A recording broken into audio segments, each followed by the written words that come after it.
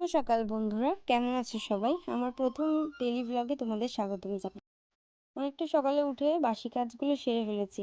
এখন বাবাকে চা দিয়ে চলে এসেছি কালকের কিছু জামা কাপড় মেলতে। সকালে রান্নার বাসনগুলো মেজে নেবো, তাই চলে এসেছি কলপাড়ে। এখন বোতলগুলো মেজে জল ভরে নিচ্ছি। কাল রাত্রিরে চিয়া সিড ভিজিয়ে রেখেছিলাম, সেটাই সকালে খেয়ে নিলাম।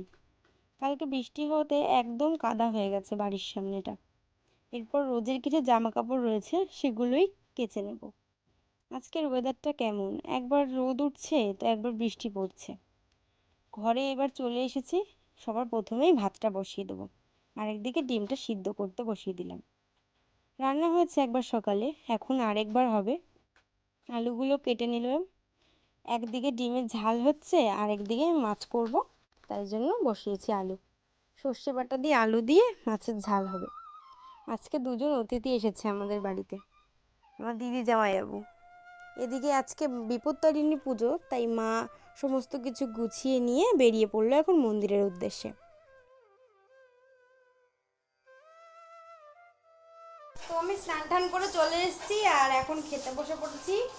আর কি কি আছে চলো তোমাদেরকে একবার দেখিয়ে দিই। এই যে এইখানে আছে ভাত, এইখানে আছে ডাল, এই যে টক ডাল এটাও। আর এটা হচ্ছে তেলাপিয়া মাছ সর্ষে বাটা দিয়ে।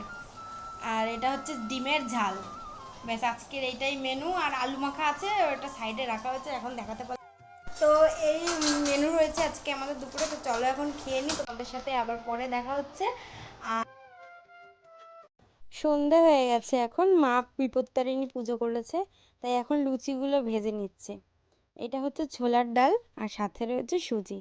এটাই আজকে রাত্রিরে খাওয়া হবে। গাইস, ভিডিওটা আজকে এখানেই শেষ করছি। আর দেখা হবে তোমাদের সাথে অন্য কোনো একটা ভিডিওতে। যদি তোমাদের ভিডিওটা ভালো লেগে থাকে তাহলে অবশ্যই লাইক করবে, কমেন্ট করবে, শেয়ার করবে। আর আজকের জন্য এতটুকুই। টাটা।